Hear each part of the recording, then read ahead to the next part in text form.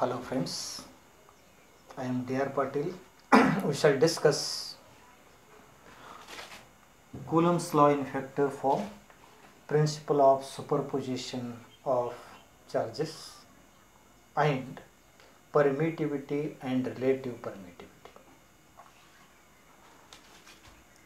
If two charges Q1 and Q2 separated by a certain distance r in air medium, then according to Coulomb's law, F equal to 1 upon 4 pi epsilon naught into Q1 Q2 upon R square. It gives only the magnitude of force. And if the Coulomb's law is written in vector form, it gives the direction of force also. Therefore, Coulomb's law in general can be written as F vector equal to 1 upon 4 pi epsilon naught into the product of magnitude of two charges to the square of distance between them into r cap, where r cap is the unit vector in the direction of force. Or this equation can also be written as vector F equal to 1 upon 4 pi epsilon naught into magnitude of Q1 Q2 upon R square into R vector upon magnitude of R, because we know that vector R is equal to magnitude of vector R into unit vector.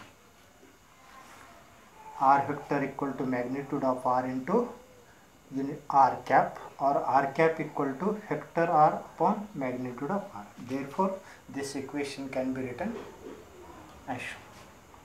For 1 mass, you may write first or the second equation.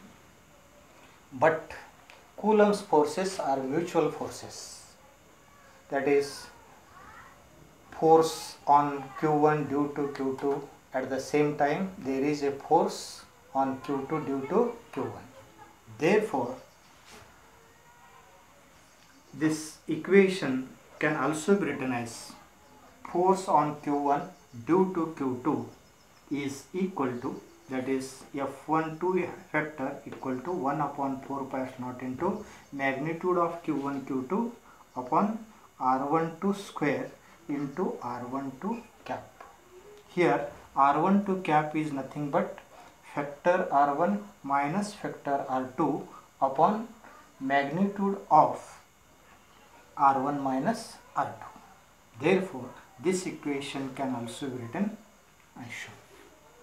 And the force on Q2 due to Q1 is represented by F21, that is equal to 1 upon 4 pi epsilon naught into magnitude of Q1 Q2 upon R21 square into R21 cap.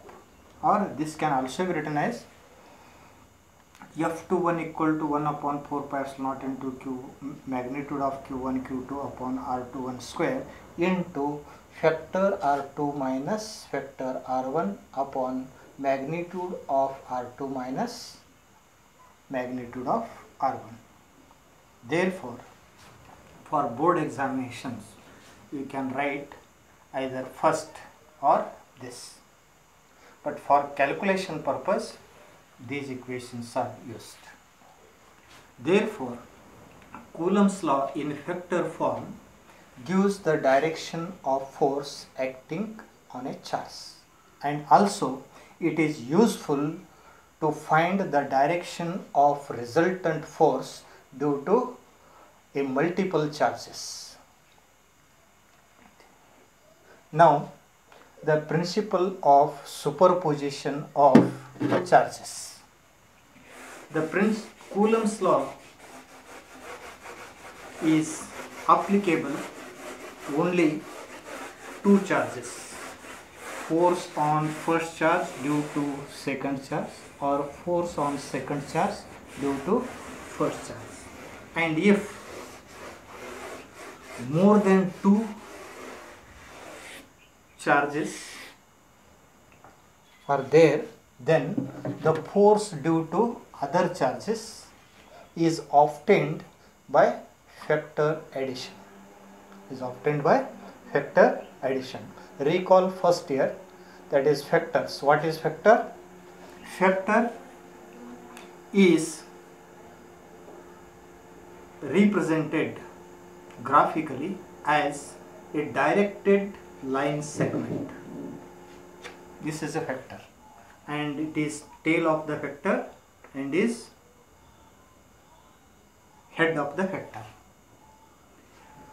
Consider two factors P and other is Q. This is Q factor. Then how to add these factors P and Q? Geometrically or graphically, these factors are added by joining the tails of these two factors. The tail of P is extended back and tail of Q is also extended. They meet at a point.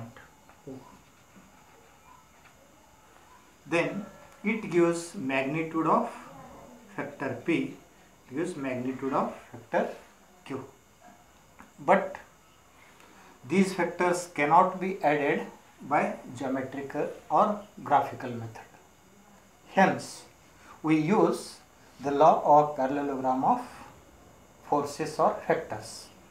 In first year you have studied the magnitude of two factors acting along two adjacent sides of a parallelogram is given by the diagonal drawn through that point. Therefore, now draw a line parallel to factor P and parallel to factor Q. Now we get a parallelogram. And according to the law of parallelogram of forces, the resultant force due to P and Q is given by the diagonal drawn through that point. We have studied in the first year. This gives the resultant force. Let F be the resultant force or R be the resultant force. R is the resultant factor because force is a factor quantity. Now the resultant of these two factors according to the law of parallelogram of factors is R equal to square root of P square plus Q square plus 2PQ cos theta. It gives the resultant of two factors acting along two adjacent sides of a parallelogram. Here theta is the angle of inclination between two factors. Then the direction of the resultant factor can be obtained as tan alpha. Let alpha be the angle made by the resultant factor with P. Then tan alpha, that is the direction of resultant with respect to P factor, is tan alpha is equal to Q sin theta upon P plus Q cos theta. You have studied in first year. And then what is the direction of resultant with Q? Let beta be the angle made by the resultant with Q factor. Then resultant of R is tan beta with respect to Q, and tan beta equal to other factor, that is P into sin theta upon Q plus P cos theta. This tan alpha and tan beta gives the direction of resultant vector with respect to P and with respect to Q. Clear? And here this principle is used in the principle of superposition of forces due to multiple charges, or principle of superposition, or it is the force due to multiple charges. And hence, according to the principle of superposition, the resultant force acting on a charge due to other charges is the vector sum of forces acting on it at a time, considering the resultant force is not affected due to the presence of other charges. And to understand the principle of superposition, consider three charges. Let Q1, Q2 and Q3 be the three charges in a system consisting of three charges, Q1, Q2 and Q3. Let then force on Q1 due to Q2, it is along the line joining the centers of two charges. Since these two are like charges, the direction of force is in this direction, and this is force on 1, that is Q1 due to Q2. And then what is the force on Q1 due to Q3? The force on Q1 due to Q3, it is along the line joining the centers of these two charges and is represented by F13. F13, it is the force on Q1 due to Q3. F12, it is the force on Q1 due to Q2. Then what is the resultant force, net force acting on Q1? Therefore, here we use addition of factors and factorially add first by use geometric or graphical method. This is the vector, head of the vector, and it is tail of the vector. To add Q2 and Q3, we join the tails of these two vectors,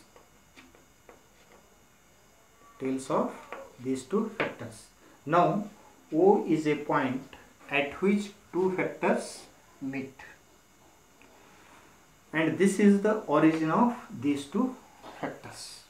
Now the force due to Q2 and Q1 are these two vectors is acting along the diagonal drawn through that point.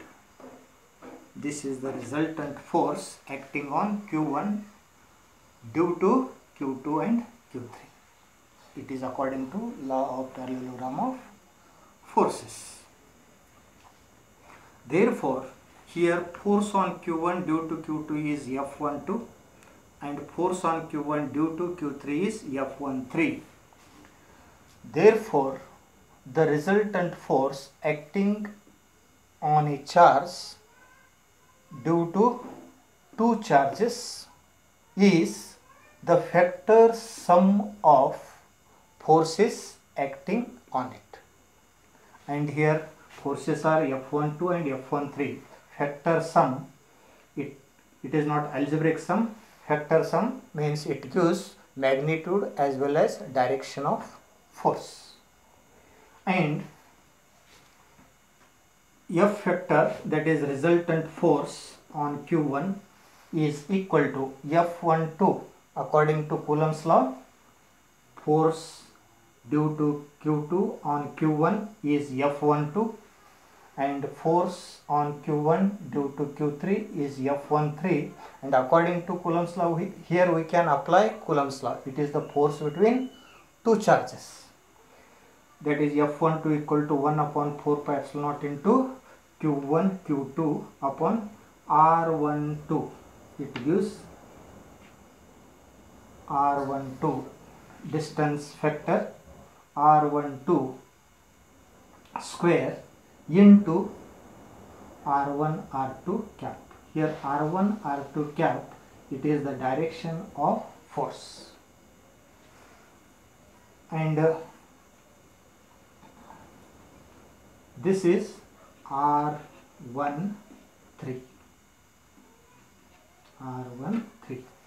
and F13 can be written as 1 upon 4 pi epsilon naught into Q1 Q3 upon R13 square into R13 cap. Here R13 cap, it is the unit vector acting along the direction of force, and this can be generalized for a number of n number of charges. If a system consists of n number of charges, let Q1, Q2, Q3, Q4, Q5 so on up to Qn, then force on Q1 due to Q2, Q3, Q4, Q5 up to Qn can be written as F factor equal to factor F12 plus factor F13 plus factor F14 plus so on up to plus F1n factor. And according to Coulomb's law, these can be written as shown. For n charges, F factor equal to Q1 upon 4 pi epsilon naught into, here Q1 is common, therefore taken outside, and denominator 4 pi epsilon naught is common. Hence Q1 upon 4 pi epsilon naught into Q2 upon R12 square into R12 cap plus Q3 upon R13 square into R13 cap plus so on plus Qn, that is for nth charge, Qn upon R1n square into R1n cap. This gives factor sum of forces acting on a charge due to a number of charges, or this can also be written as factor F equal to Q1 upon 4 pi epsilon naught. It is the summation of charges and the square of the distances of charges. Therefore, it can also be written as summation of I equal to 2, that is force on Q1. Therefore, here I is ith charge, that is from second charge.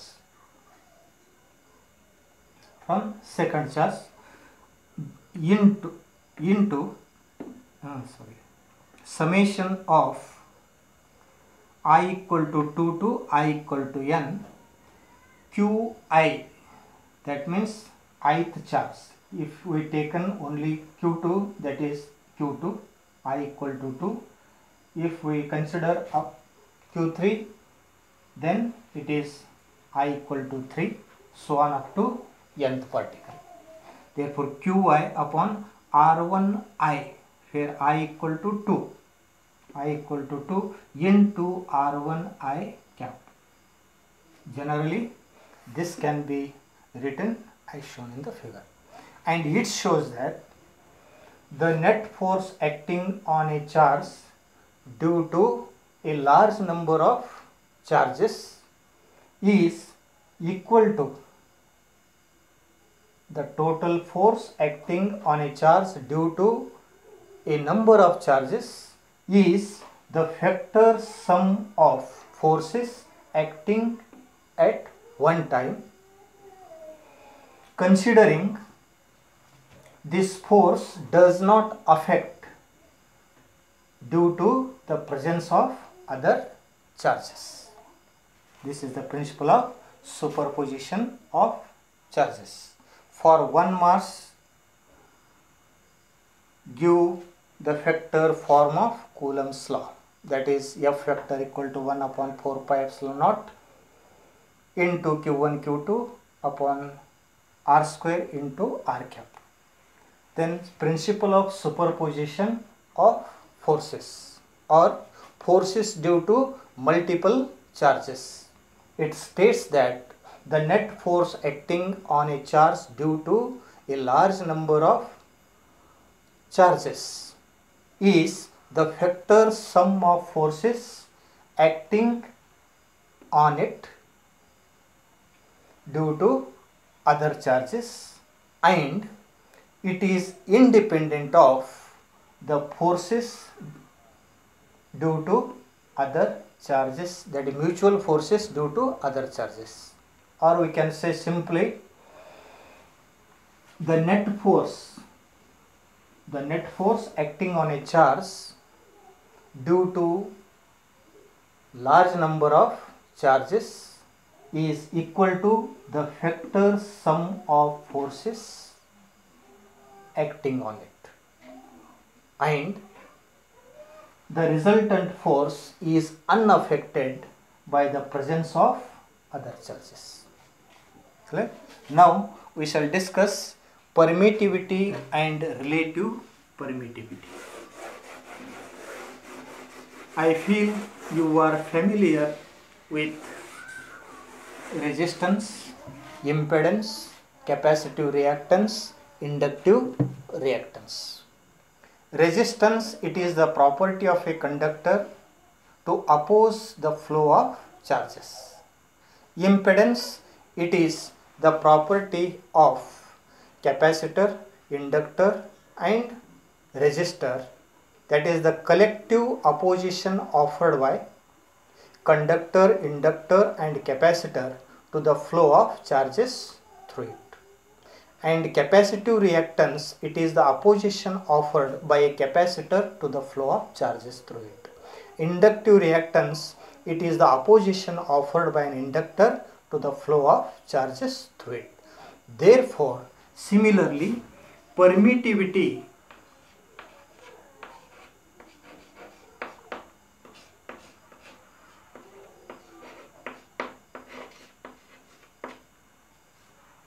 is the property of a medium to oppose the electrostatic force between two charges. Permittivity and relative permittivity.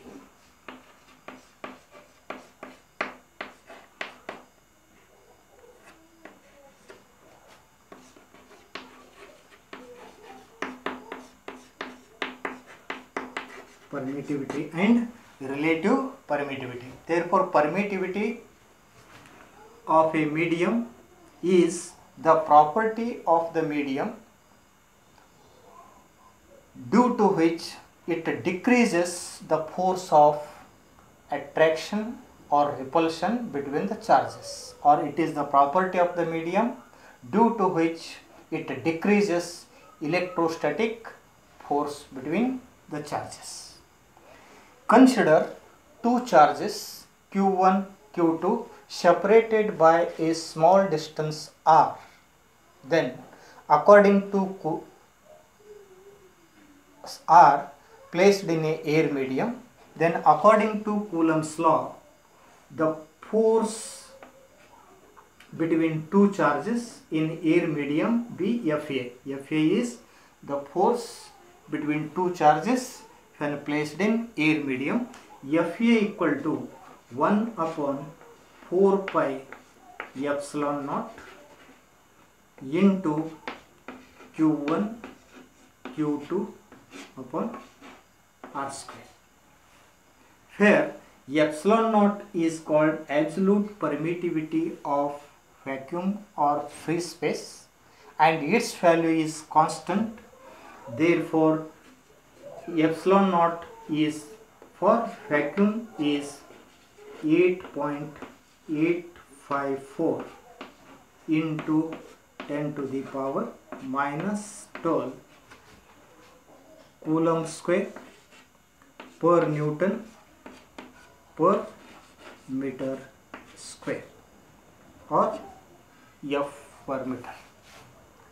Here epsilon naught is called permittivity of free space, and if these two charges Q1 and Q2 are placed in a dielectric medium at the same distance, then force between these two charges placed at the same distance R in a dielectric medium, then Fd, that is force between two charges due to dielectric medium, is given by 4 pi epsilon into Q1 Q2 upon R square. Here epsilon is permittivity or absolute permittivity of the dielectric medium. Here dielectric medium is nothing but it is an insulator, that is pure water, glass, mica, paper, these are called insulators, and if the charges are placed in dielectric medium or if a dielectric medium is inserted between two charges, then the force between these two charges decreases due to the property of medium. Therefore, permittivity of a medium, it is the property of a medium to decrease the force, electrostatic force between the charges. Then the ratio of force between two charges in vacuum to the force between two charges placed at the same distance in a dielectric medium is a constant. That is, force between two charges in air medium to the force between the same charges placed at the same distance in a dielectric medium, this ratio is a constant, and that constant is called relative permittivity. Now we know that Fa equal to 1 upon 4 pi epsilon into Q1 Q2 upon R square, that is Fa by Fd, and Fd equal to 1 upon 4 pi epsilon into Q1 Q2 by R square, that is Fa equal to 1 upon 4 pi epsilon naught and Fd equal to 1 upon 4 pi epsilon. Here 4 pi get cancelled, remaining epsilon upon epsilon naught, and Q1 Q2 upon R square whole divided by Q1 Q2 upon R square. Here Q1 Q2 and R square get cancelled. Therefore Fa by Fd is equal to epsilon by epsilon naught, is a constant and is represented by epsilon I, and here epsilon R is called relative permittivity of medium. Thus relative permittivity of a medium is the ratio of permittivity of dielectric medium to its permittivity of free space, and this relative permittivity is also called as dielectric constant, and dielectric constant is represented by K. Thus relative permittivity or dielectric constant of a medium is defined as it is the ratio of force between two charges placed at a certain distance in air medium to the force between the same charges placed at the same distance in a dielectric medium. or it can be defined as it is the ratio of absolute permittivity of dielectric medium to the permittivity of free space. For 1 mass, what is permittivity and what is relative permittivity, or distinguish between permittivity and relative permittivity. Permittivity, it is the property of a medium to decrease the electrostatic force between the charges. Relative permittivity, it is the ratio of absolute permittivity of dielectric medium to the absolute permittivity of free space, or it is also defined as it is the ratio of force between two charges placed at a certain distance in air medium to the force between the same charges placed at the same distance in a dielectric medium. Thank you.